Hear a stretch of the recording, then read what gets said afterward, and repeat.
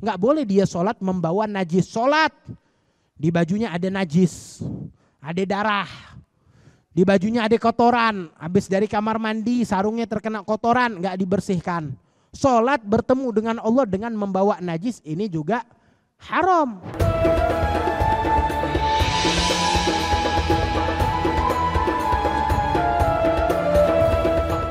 Melanjutkan kajian kita di dalam kitab Fathul Ilah bima yajib 'alal 'abdi li maulah, karya Al-Imam Al-Habib Muhammad bin Husain bin Abdullah bin Syekh Al-Habsyi.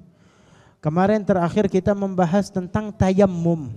Di akhir daripada tayammum, setelah kita mengetahui daripada kapan seseorang diperbolehkan tayammum atau asbabut tayammum. Ada 7 daripada sebab tayammum. Baik karena dia sakit ataupun karena fagat tidak ditemukan air, atau ada air tapi nggak bisa digunakan karena dia sakit, atau karena dia memiliki alergi atau segalanya, atau memiliki demam yang tinggi yang bisa memperpanjang daripada penyakit dia, ataupun air ada tetapi air tersebut digunakan untuk hajat. Hajat apa? Digunakan untuk minum daripada makhluk hidup yang muhtaram, diperlukan untuk minum. Kalau dipakai untuk wudhu bisa mati orang, airnya cuma sedikit. Seperti di pesawat airnya cuma sedikit mungkin, atau di tempat-tempat yang di situ dikit ada airnya, seperti perjalanan di padang pasir ataupun ini dan itu. Intinya dia nggak menemukan air, atau ada air tetapi sedikit digunakan untuk hajat hewan muhtaram. Atau masalah yang berikutnya, selain sakit dia memiliki luka. Lain antara sakit dengan luka. Mungkin sama-sama penyakit, tetapi luka adalah ada bentuk yang terlihat daripada luka tersebut. Luka bakar di tangannya, luka bakar di wajahnya yang kalau terkena air maka akan makin rusak. Luka tersebut makin parah, muka dan tangan dia makin rusak. Ini juga namanya luka. Tetapi terkadang luka ada yang terbuka, ada yang tertutup. Dan hukumnya lain. Kita udah jelasin kalau ada luka yang terbuka dilihat apakah boleh kena air atau tidak. Jika boleh kena air silakan gunakan air tanpa tayammum. Tetapi kalau air digunakan akan memperpanjang lukanya, akan memperbanyak, nggak boleh kena air, membahayakan lukanya. Kalau begitu gimana caranya? Dia berwudu sampai di tempat yang dia tidak bisa menggunakan air. Bukan meninggalkan wudu, enggak. Dia tetap berwudu. Di mana lukanya? Luka yang nggak boleh terkena air adalah di bagian tangannya, ada luka bakar. Kalau kena air makin bonyok, makin parah, ya udah wudu sampai bagian luka tersebut stop. Stop lalu tayammum, atau boleh tayammum terlebih dahulu setelah itu wudu, baru tayammum. Intinya dia menggunakan tayammum dengan wudu. Jadi dia wudu sampai tempat luka, terus dia tayammum, selesai tayammum baru dia melanjutkan wudu dia dari batasan yang tadi ditinggalkan. Bagian yang tadi terkena luka nggak bisa kena air, dia tayamum. Tayamumnya di mana? Di wajah dan di tangan dengan pasir, dengan debu yang tipis. Wah, kata ini kalau lukanya terbuka terlihat. Tetapi terkadang luka itu tidak terlihat, tertutup dengan jabirah. Apa itu jabirah? Luka tersebut ditutup dengan perban atau dengan plester luka atau dengan gips. Intinya kulit dia tertutup, lukanya itu nggak langsung terlihat tetapi tertutup dengan sesuatu yang menghalangi air untuk masuk. Dan tidak bisa masuk air. Kalau masuk air ke atas bagian luka tersebut makin parah. Atau perbannya jadi basah, menjadi bonyok dan menjadi parah. Lukanya intinya tertutup dengan perban atau jabirah. Mas'alatul jabirah ini ada permasalahan yang perlu kita fahami betul-betul. Yaitu permasalahan perban atau penutup luka. Dilihat jika penutup luka tersebut, sebab terkadang luka ditutup tapi di mana? Lukanya di leher, ditutup dengan perban. Enggak ada hubungannya dengan anggota wudu. Wudu mencuci muka yang wajib, mencuci tangan, kepala dan kaki yang wajib, leher sunnah. Kalau dia enggak mencuci leher juga wudu dia sah. Lukanya di leher enggak ada hubungannya. Perbannya ditutup di mana? Di bagian ini, bagian apa namanya ini, tangan cuma di atas sikut. Pada saat membasuh wudu yang dibasuh cuma sampai sikut. Di atas ini udah nggak dibasuh. Ada luka di perban, ya tidak ada hubungannya.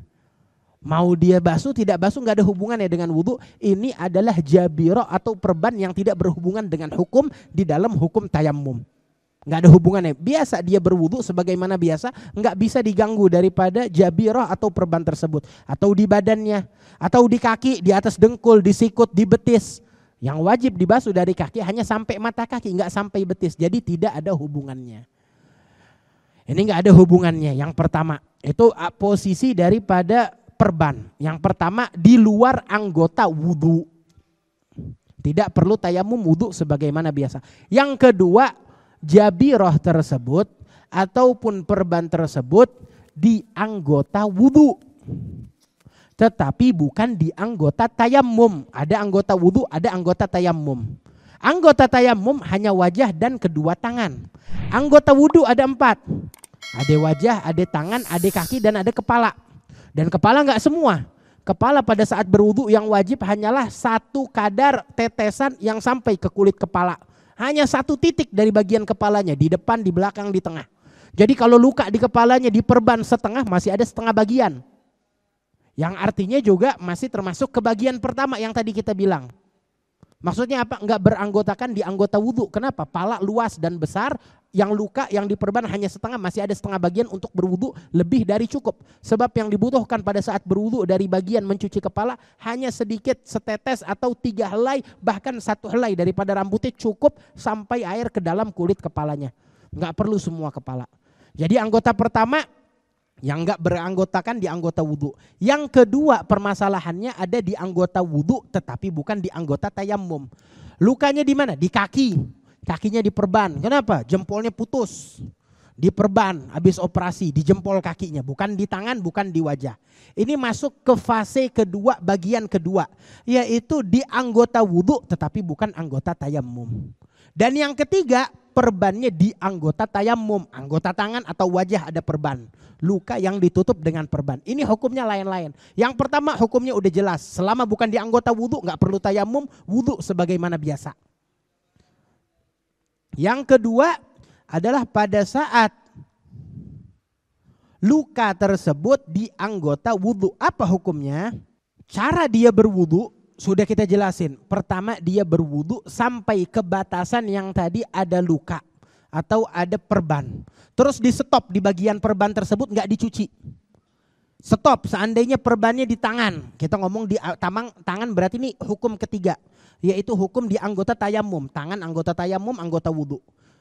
Di perban tangannya seukuran jam tangan. Seukuran jam tangan. Perbannya bundar di bagian jam tangan. Perban tersebut.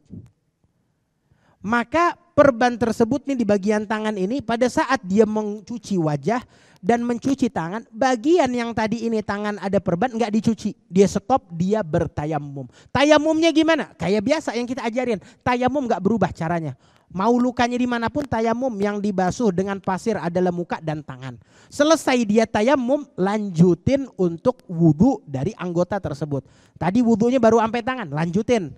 Tangan kanan, lanjutin ke tangan kiri. Terus sebelum dilanjutin, bagian yang ada perban dibasuh dengan air, bukan disiram, tetapi dimasah. Apa itu masah? Kalau ghusl menyiram air, masah sebagaimana kita bilang kemarin di kepala, cukup kita basah ini tangan kita basah dengan air, menyampaikan basahan air suci yang ada di tangan ke kulit kepala. Begitupun ini yang luka juga perbannya menyampaikan basah yang ada di tangan ke atas perban. Bukan mengguyur, hanya menyampaikan basah. 1 tetes air menyampai. Udah agak basah dengan 1 tetesan air, udah lebih dari cukup. Lanjutin wudhunya sebagaimana biasa, yang di dalam perban gak usah dicuci lagi. Tayyib, ini setelah dia berwudhu sebagaimana biasa, ini berarti dia sudah wudhu dan sudah tayamum. Tayyib. Tetapi sholatnya dia tersebut harus digobok tatkala dia selesai dari lukanya. Kenapa harus digobok? Ya, harus digobok.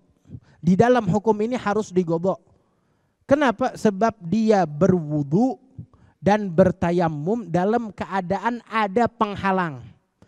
Penghalangnya bukan hanya di anggota wudhu, tetapi juga di anggota tayamum. Bagian ini nggak terkena air, nggak terkena pasir. Kenapa? Sebab terkena ditutup dengan ditutup dengan perban. Maka orang tersebut wajib menggodok sholat dia tatkala dia telah sehat, telah sembuh. Wajib menggodok ulang sholat dia. Kenapa? Gara-gara anggota yang diperban adalah anggota tayamum. Kalau bukan anggota tayamum, enggak harus dia menggodok. Mungkin menggodok, mungkin tidak, dengan tafsil yang akan dijelaskan. Toib, yang penting udah jelas. Kalau ada perban di luar anggota wudhu, orang tersebut enggak perlu menggodok sholat ataupun tayamum.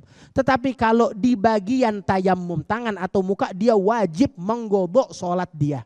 Wajib menggodok sholat dia. Sekarang enggak, dia punya perban tetapi bukan di anggota tayamum. Perbannya di mana? Kakinya patah tulang, di gips. Atau jempol kakinya buntung atau kecelakaan, harus ditutup dengan perban di bagian kaki. Kaki bukan anggota tayamum. Apakah orang tersebut harus menggodok sholat dia atau enggak? Cara dia wudhu sama. Wudhu sampai bagian yang tertutup dengan jabirah, yang tertutup dengan perban, terus dia tayamum, setelah tayamum lanjutin wudhunya lagi. Begitu caranya.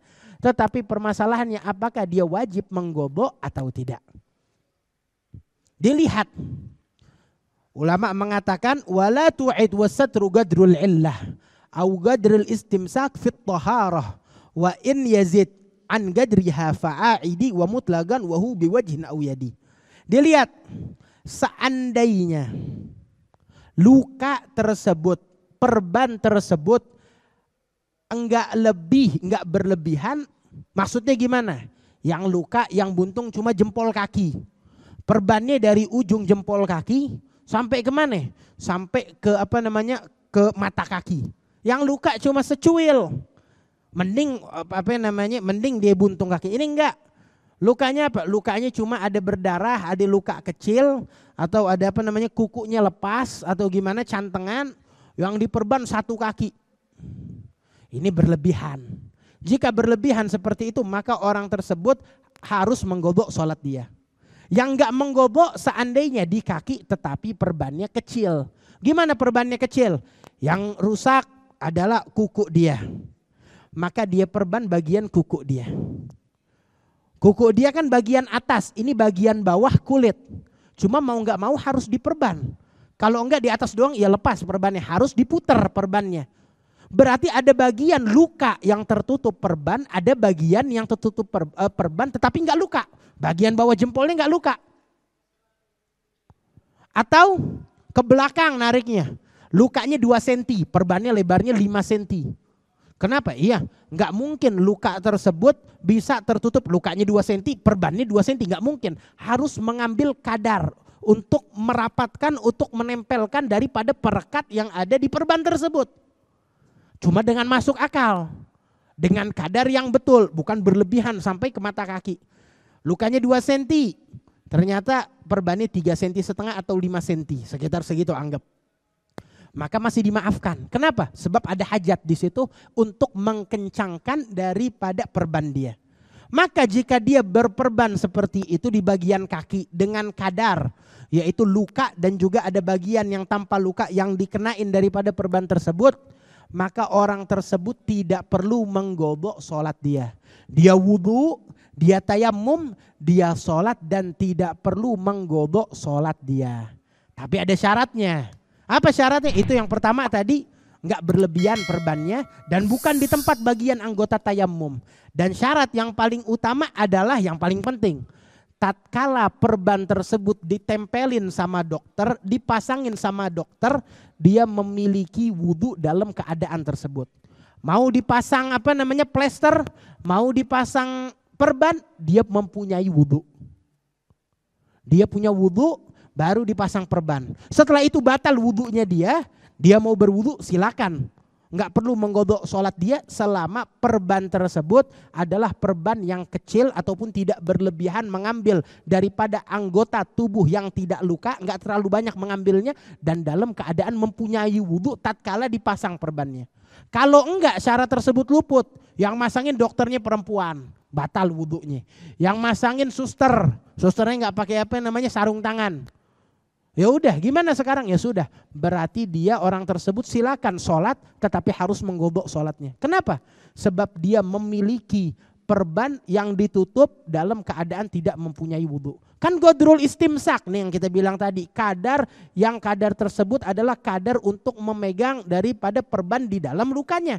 Tetapi makainya dalam keadaan tanpa wudhu maka tidak diterima. Harus menggodok sholat dia. Seandainya dia memiliki perban, tapi perbannya berlebihan. Walaupun dia memiliki wudhu tatkala dipasang daripada perban tersebut, tetap dia harus mengulang sholat dia. Kenapa? Sebab lebih banyak daripada kadar luka. Terlalu berlebihan. Lukanya di kuku dipasangnya sampai kaki. Satu kaki semua dipasang. Maka itu berlebihan, tidak diterima. Harus menggodok sholat dia.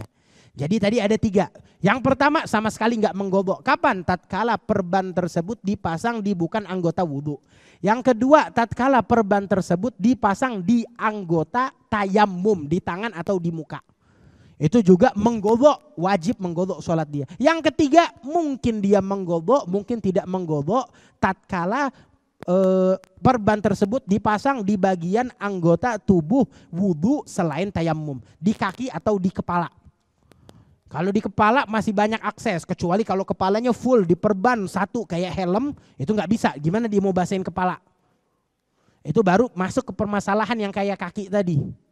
Cuma kalau perbannya setengah nggak ada permasalahan. Masuk ke permasalahan pertama, yaitu nggak ada anggota yang tertutup, sebab anggota kepala luas dan yang diwajibkan hanya sedikit. Maka kalau kepalanya full ketutup dengan perban, luka semua kepalanya, mungkin habis operasi atau gimana ketutup semua, ya sudah baru dia masuk ke dalam bagian yang kaki tadi. Dilihat kalau emang godrul istimsak harus segitu yang ditutup dan dalam keadaan memiliki wudhu, silahkan dia tidak menggodok sholat dia. Tetapi kalau berlebihan atau tidak memiliki wudhu tatkala dipasang plester pertama, tatkala dia luka, maka orang tersebut wajib menggodok ulang sholat dia. Nggak mau sholat sekarang lagi sakit, nanti aja sholatnya kalau udah sembuh. Kan harus godok juga, nggak boleh. Haram, tetap harus sholat di waktu dia sakit dan kalau sembuh dia godok ulang sholat dia. Tetapi kalau seandainya dia lukanya nggak ditutup sama perban. Lukanya nggak boleh kena air, ya udah silakan. Dia berwudu, terus dia bertayamum tanpa harus menggodok sholat dia. Walaupun lukanya di anggota tayamum, di tangan, di muka, tapi kan nggak ditutup dengan perban. Ini yang kita permasalahin tatkala luka tersebut ditutup dengan perban. Wahakadha. Wakhtaral Imamun Nawawi fi majmu'ihi gaulal muzni. Tetapi Imam Nawawi, seorang imam di dalam mazhab kita, mazhab Imam Syafi'i, yang beliau memilih banyak pendapat di bawah pendapat Imam Syafi'i, bahkan lebih hebat dari pendapat Imam Syafi'i. Beliau mengkutip di majmu' beliau perkataan gaul Imam Muzni tentang apa? Wa huwa annahu la qada'a ala sahibil jabirah mutlaqan li'anna kulla salatin wajabat fil waqti wa in kanat ma'a khalalin la yajibu qada'uha haitsu annahu adda wadhifatal waqti wa inna ma yajibul qada'u bi amrin jadidin wa lam yathbut fihi syai'un bal thabata khilafu. Ini perkataan gaul Imam Muzni diperlakukan untuk orang-orang yang awam atau orang-orang yang kesian. Dia sakit, ditutup, diperban berapa sebulan. Masa dia udah sholat sebulan dalam keadaan sakit, terus harus menggodok sholatnya sebulan lagi. Kesian. Ini dia udah sakit, alhamdulillah dia sholat, masa harus menggodok? Ya gimana hukumnya begitu? Maka ada perkataan gaul pendapat Imam Muzni yang dikutip oleh Imam Nawawi di dalam mazhab Syafi'i apa? Bahwasanya seandainya seseorang udah sholat, di dalam waktu sholatnya antara zuhur dengan asar dia udah ngelarin sholat dia. Dengan kewajibannya, wajib tayamum di atas jabirah, dia tayamum, udah selesai. Keluar waktu sholat tersebut dia udah sholat dan sudah tidak dituntut lagi. Oh ini harus digodok, udah selama udah dilakukan di waktu tersebut, udah lunas, sudah lewat. Nggak usah diulang lagi, nggak perlu dibahas lagi, nggak perlu dituntut-tuntut lagi. Ini adalah perkataan gaul Imam Muzni. Tetapi yang mu'tamad pendapat Imam Syafi'i tetap harus menggodok. Ini hanyalah untuk darurat tatkala orang-orang keberatan, tatkala menggodok mungkin dia bisa malas sholat, bisa meninggalkan agama, silakan mengambil daripada perkataan gaul Imam Muzni tersebut. Wahakadha. Kita kembali ke kitab terakhir Imam Muhammad bin Husain mengatakan wa yajib alaihil qada. Kepada siapa? Fa in kana alaihi jabiratun naza'aha.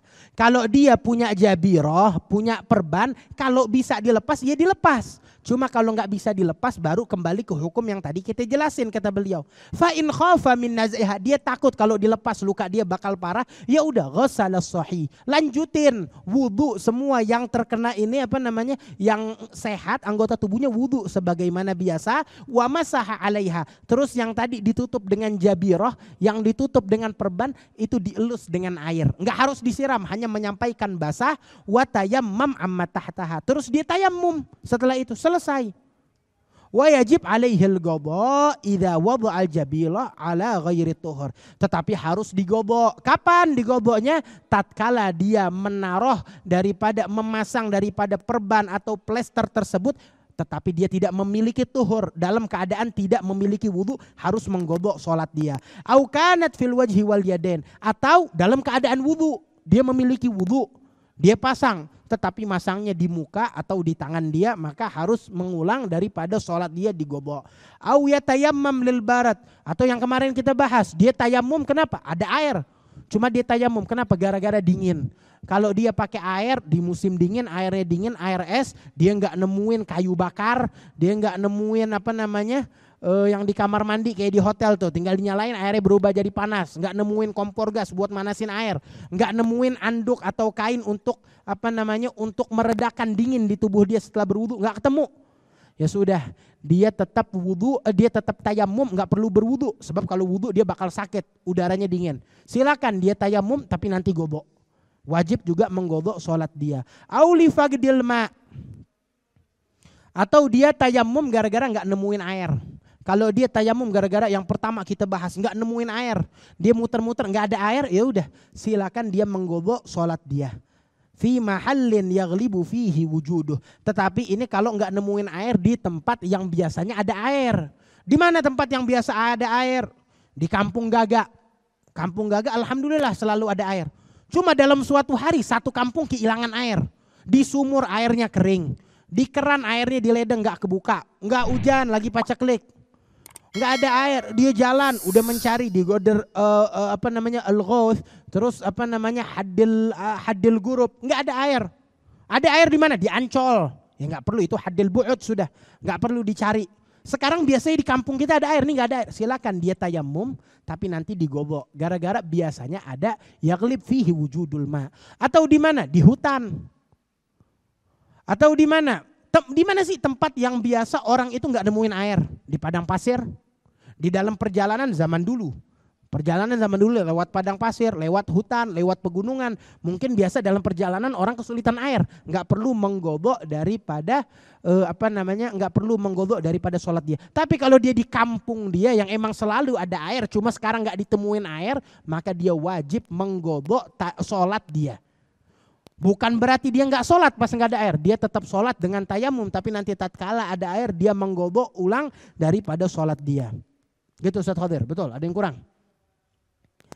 Wal musafir al-asi bisafari, atau dia musafir, orang yang melakukan perjalanan panjang. Biasa orang kalau musafir nggak memiliki air, harusnya nggak menggodok, harusnya dia nggak menggodok sholat dia, sebab namanya orang safar biasa sering terjadi kesulitan air, jadi nggak perlu menggodok. Tetapi dia orang yang bermaksiat di dalam safarnya. Safarnya ngapain? Mau beli minuman keras. Safarnya ngapain? Jauh-jauh jalan dari mana? Dari Jakarta. Kemana? Ke tempat yang jauh di ujung dunia, cuma mau beli anggur yang udah didiemin bertahun-tahun. Udah jadi khamr, udah jadi haram. Atau untuk berjualan, jual beli yang haram, atau untuk ini dan itu, tujuan perjalanan dia adalah tujuan maksiat. Maka tidak boleh tidak diberikan rukhsah, tidak diberikan rukhsah atau izin, apalagi kalau dia tayamum nggak ada air. Harus dia tayamum, dia sholat terus nanti dia godok ulang sholat dia. Karena dia bermaksiat di dalam safarnya. Wahakadha wallahu alam. Faslun wa ammat taharatu anin najasa fi thawb. Ini kembali lagi ke syarat sholat. Ini udah kelar lagi kita. Ini Imam Muhammad ini caranya dia menjelaskan fikih. Pertama dia sebutin syarat, syurut-syurut sholat.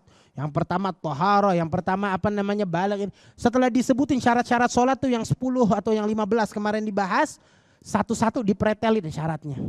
Ini yang kita bahas adalah taharah Yang tadi kita bahas dari wudhu, dari mandi wajib, dari tayammum, ataupun dari apa lagi, dari cebok kemarin kita bahas juga istinja. Ini semua adalah mensyarahkan daripada syarat tentang at-taharah. At-taharah anil hadas. Kesucian daripada hadas. Udah selesai. Udah belajar wudhu, udah belajar mandi, udah belajar tayammum, udah belajar ini. Sekarang berikutnya adalah syarat yang berikutnya wa ammat taharah anin najasah. Dia juga orang kalau mau sholat harus tersucikan dari najis. Nggak boleh dia sholat membawa najis. Sholat di bajunya ada najis, ada darah. Di bajunya ada kotoran. Habis dari kamar mandi sarungnya terkena kotoran, nggak dibersihkan. Sholat bertemu dengan Allah dengan membawa najis ini juga haram. Kenapa? Sebab talabbasa bi ibadah fasidah. Dia menggunakan ibadah dalam keadaan yang tidak layak dengan cara yang salah. Maka dia haram sholat dalam keadaan tersebut dan sholatnya tidak diterima oleh Allah. Sholatnya enggak sah, sholatnya enggak diterima. Harus digobok. Terus gimana?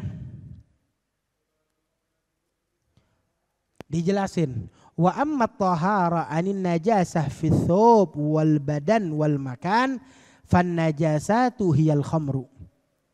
Dijelasin dulu. Ini sholat harus bersih dari najis di mana? Di thawb, di baju dia. Dia sholat kan pakai baju, bajunya harus bersih, nggak boleh ada najis.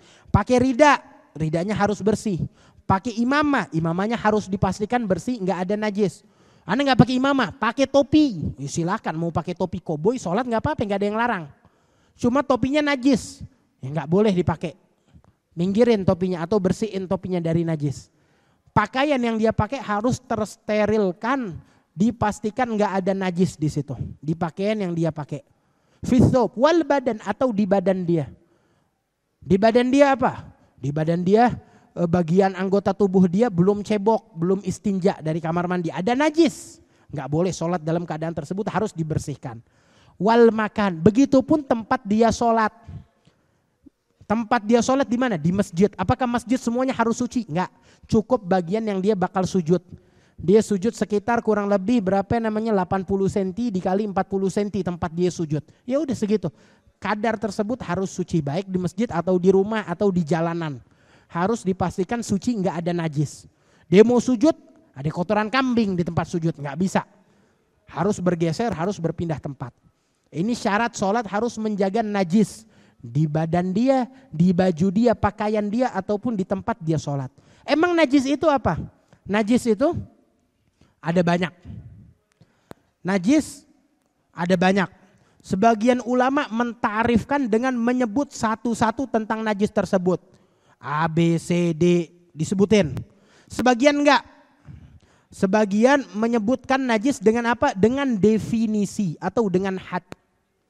Dengan definisi atau dengan had daripada najis tersebut. Yaitu yang dengan had atau definisi najis adalah kullu mustagdhar. Kullu mustagdhar yamna' sihhatus shalah bihaits la murakhis. Setiap hal yang kotor, yang menjijikan, yamna' sihhatus shalah. Tetapi kotoran tersebut kotoran tersebut menghalangi sholatnya diterima. Karena kotoran tersebut sholatnya tidak diterima. Dengan catatan tidak ada izin, tidak ada rukhsah di situ.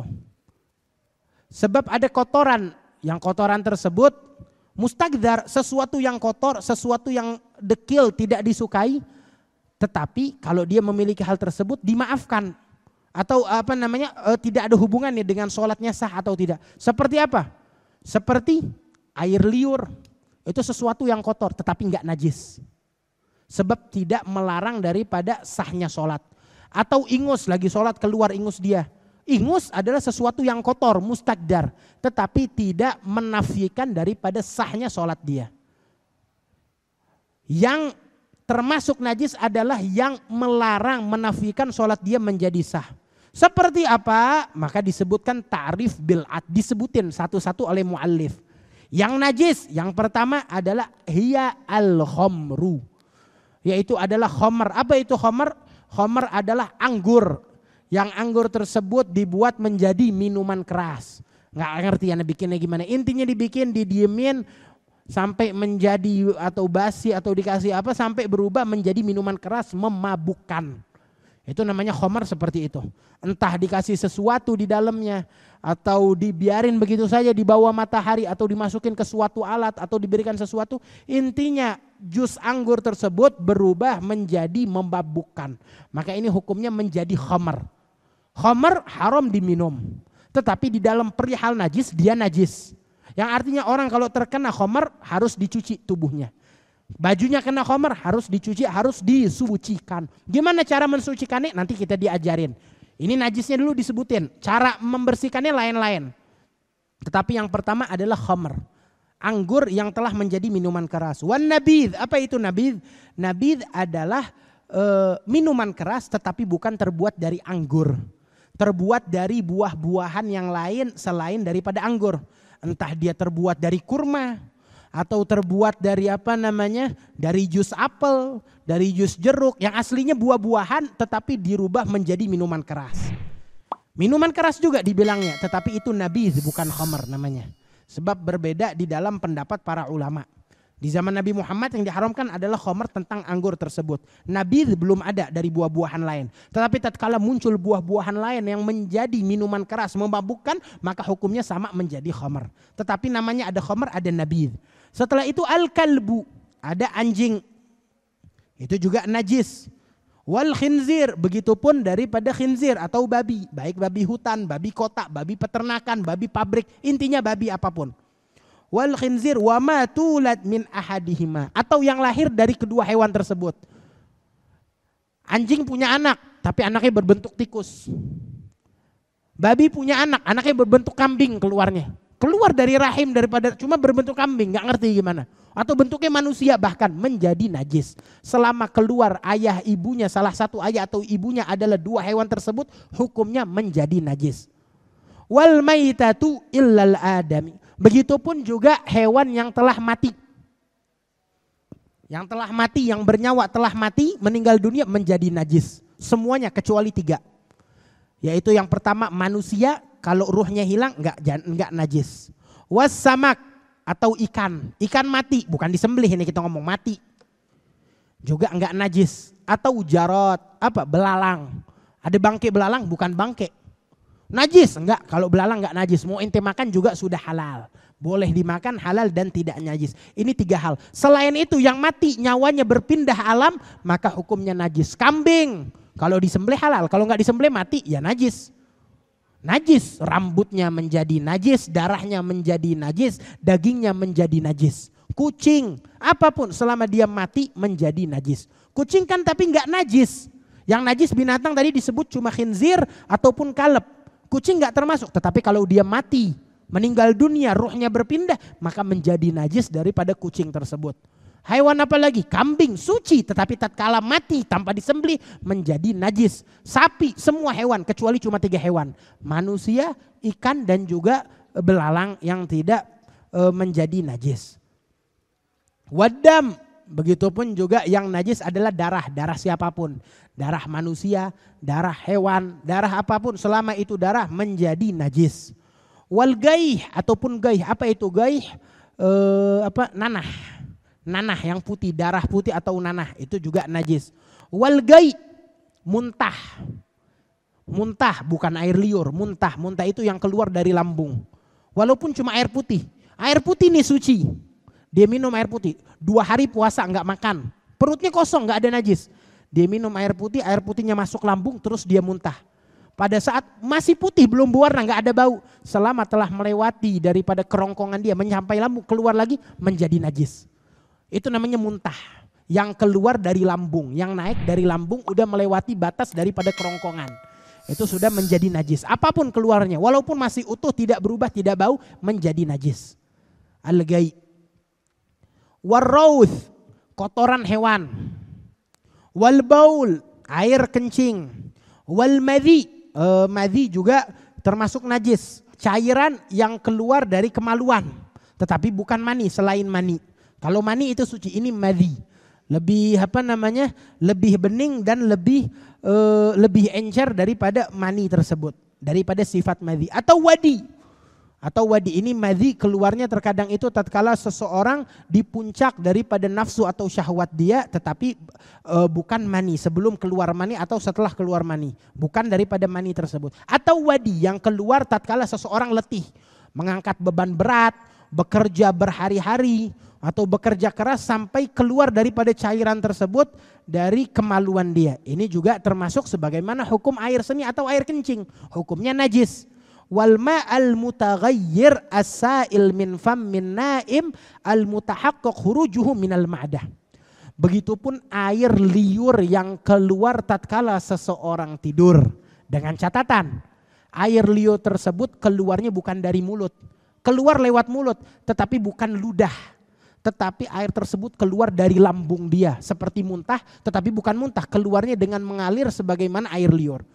Dan dia yakin ini air tersebut keluar bukan dari ludah enggak najis, tetapi dari lambung. Gimana? Contoh, tidur di kasur dalam keadaan tengkurap dan bagian mulut dia lebih rendah dari perut dia. Artinya air yang mengalir itu dari perut, dari lambung mengalir sampai menjadi najis. Begitu. Dia yakin 100% ini bukan dari liur, ini dari lambung. Atau berwarna mungkin, tadi habis makan jus tomat, kok liurnya berubah, dia bangun tidur berubah sedikit merah. Ini berarti dari lambung dia, bukan dari air liur dia. Itu menjadi najis, hukum daripada air liur yang keluar dari anggota lambung dia. Dan sudah berubah airnya. Wa maniyul kalb wal khinzir. Begitupun air mani, air sperma, cuma bukan sperma manusia, tetapi air sperma daripada al-kalb dan khinzir. Anjing ataupun babi daripada air sperma mereka itu juga najis. Wal mutawallid min ahadihima, atau yang lahir daripada dua hewan tersebut. Dan juga susu, yang susu tersebut keluar dari hewan yang enggak halal. Ma la yu'kal lahmuhu. Kayak apa? Keledai dagingnya enggak halal, berarti susunya juga enggak halal. Kuda halal, susunya boleh ente minum. Onta halal, silakan ente minum susu onta. Susu kambing, susu apa lagi, susu sapi selama halal. Tetapi ente mau minum susu keledai, itu enggak boleh diminum sebab dagingnya tidak boleh diminum. Apalagi yang dagingnya enggak boleh dimakan, maka susunya enggak boleh dimakan. Apa? Mamalia, hewan susu beruang beneran. Keluarin susu, enggak boleh diminum sebab daging beruang enggak boleh dimakan. Hewan apa lagi yang enggak boleh dimakan? Selama hewan tersebut haram dimakan, maka susunya juga haram untuk diminum. Kecuali satu, apa? Susu manusia. Susu manusia diperbolehkan untuk diminum, padahal daging manusia enggak boleh dimakan. Tetapi susunya boleh untuk diminum, boleh untuk dinikmatin daripada susu tersebut. Wa amma maniyul haywan ghairal kalb wal khinzir wa ma tawallat min ahadihima wal alagatu. Nah, kalau air mani tersebut bukan dari anjing ataupun dari babi, tapi dari hewan lain. Apa? Air mani dari kelelawar, dari tikus, dari kambing. Baik hewan dimakan, bisa dimakan atau enggak. Kambing boleh dimakan, tikus enggak boleh dimakan. Air maninya gimana? Suci. Selama hewan tersebut suci. Tikus suci selama masih hidup. Tikus suci. Tikus dijorok jorok di dalam got. Ya yang bikin najis air gotnya bukan tikusnya, tikusnya suci. Kalau dia dibersihin, dimandiin jadi suci. Selama enggak ada kotoran yang menempel dengan dia. Air mani dia pun juga menjadi suci. Kucing, selama enggak ada kotoran, enggak ada najis di kucing tersebut, aslinya kucing itu iya suci. Tetapi tatkala ada kotoran, namanya kucing enggak bisa cebok. Ya berarti jadi najis gara-gara kotoran dia. Semua hewan, air maninya suci selain anjing dan juga babi. Air mani mereka suci. Wal alagah. Begitupun alagah. Apa itu? Apa janin. Janin. Itu suci. Keluar janin. Masih belum jadi anak, masih janin. Keguguran kali gitu. Apa namanya? Masih dalam keadaan janin. Suci hukum janin tersebut. Wal mudghah. Terkadang janin itu masih terbuat dari alagah. Masih beberapa hari itu masih semacam apa namanya? Bukan gumpalan daging tetapi alagah. Menyantel apa ya?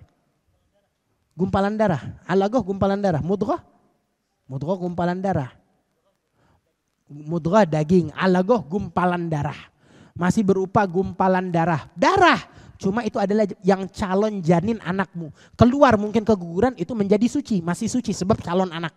Begitupun udah menjadi daging, mudghah juga masih suci. Warutubatul faraj, atau air yang keluar dari kemaluan seorang wanita. Tetapi bukan air kencing seperti air keringat. Orang laki berkeringat, begitupun wanita memiliki keringat di dalam kemaluannya. Keluar lewat kemaluan, tetapi selama itu rutubah ataupun keringat yang keluar di bagian depan kemaluannya, maka itu termasuk suci hukum air tersebut.